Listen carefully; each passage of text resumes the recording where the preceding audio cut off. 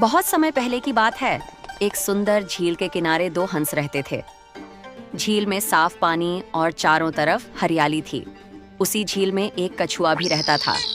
हंस और कछुआ बहुत अच्छे मित्र थे।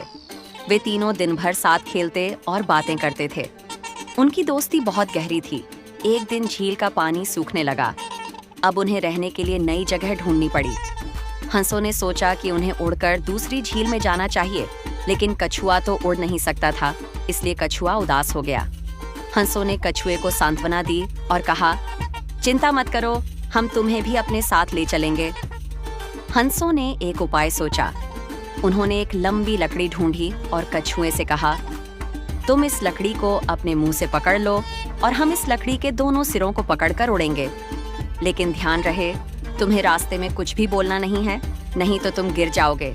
कछुए ने हामी भर दी और लकड़ी को मुंह से पकड़ लिया।